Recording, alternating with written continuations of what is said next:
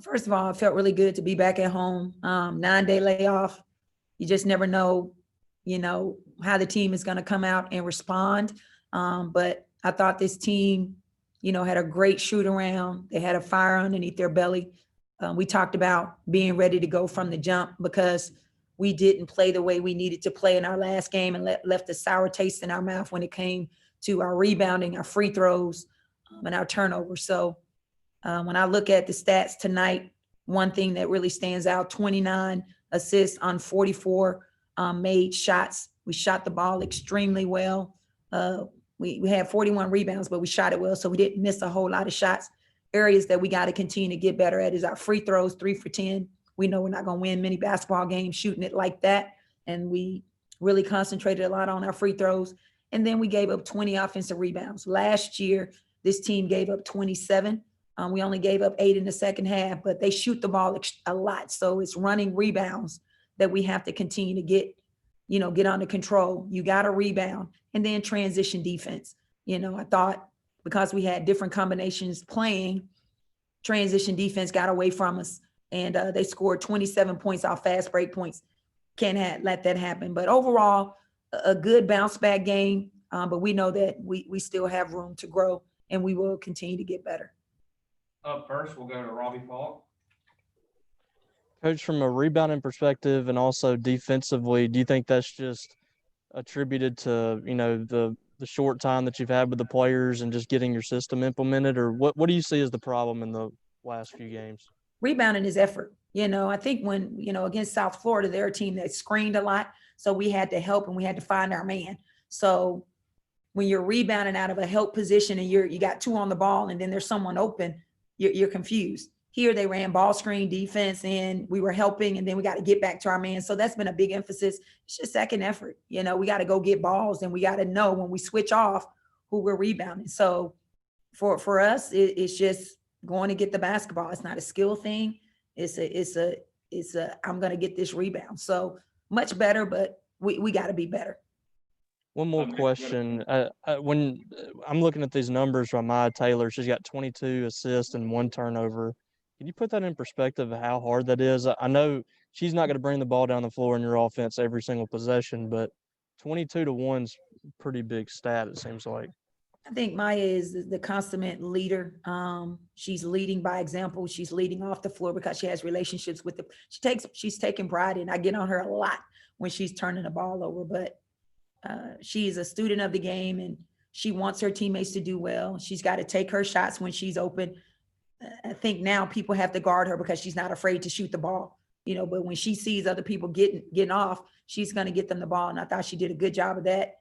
No one hit her ball. So there was no rotation that was messed up in delivering the strikes to her shooters. So just very fortunate and blessed to have a player like that plays hard every single possession and really, really care about our culture, about our teammates, and just everything that we're doing. She wants to win, and it's very evident. Up next, we'll go to Ben. Nikki, I know you're probably not expecting to get 26 out of Sid every night, but when you do, when she's hitting shots like she did tonight, what does that do for this offense? And how much does that change maybe, kind of the ceiling for what you guys are able to do offensively? Well, I think, again, she had a great shoot around. She did second guess herself a couple of times. I'm like, what are you doing? Because when you're on, you're on. But, for her, she has to be ready to shoot open shots. She's probably one player that can consistently make contested threes because she's got a pretty shot, pretty release. And when she's in rhythm, I'm pretty confident that it's going to go in. And our team is pretty confident. It puts us in a position to rebound. I just don't want her second guessing herself. I want her to continue to take good shots all the time. And when we missed a couple, then let's get the ball inside to Jess or Yamaya and do something different. But tonight was her night, and I'm glad we were able to feed her. And, she was hitting shots.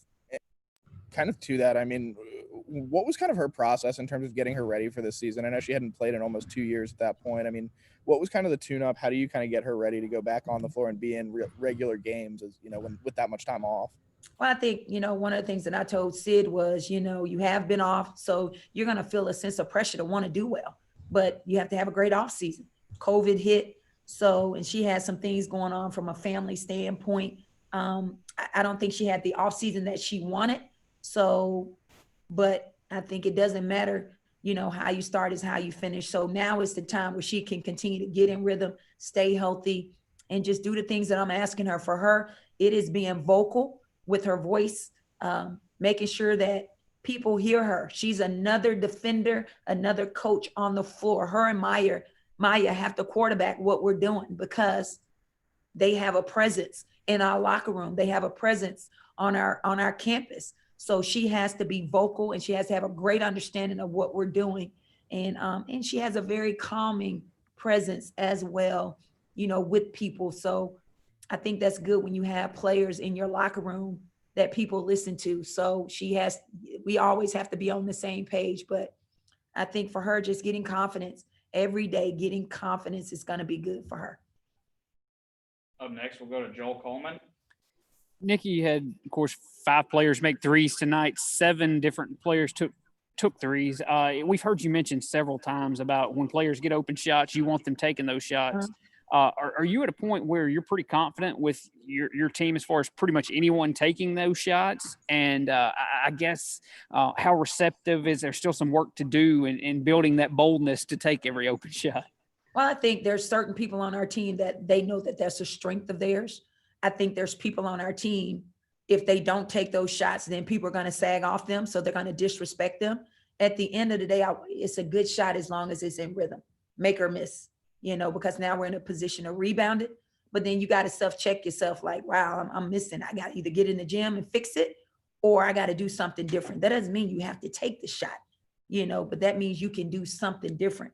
I play with players. I've had a player that have played for me that was not a 3-point shooter and people disrespected her, but she still was able to score and get to the paint. So if you're open for a reason. Doesn't mean you have to take it, but you have to shoot it with confidence. And I want every player on our team to shoot the ball with confidence.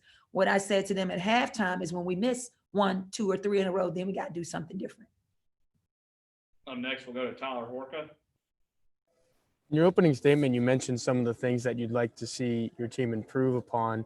But when you win by whatever it was, over 30 points, and these players are, most of them, all pretty young, how hard is it to kind of coach them to improve upon those things when they look up and they see the scoreboard and say, oh, yeah, we won by a wide margin, we're doing all right?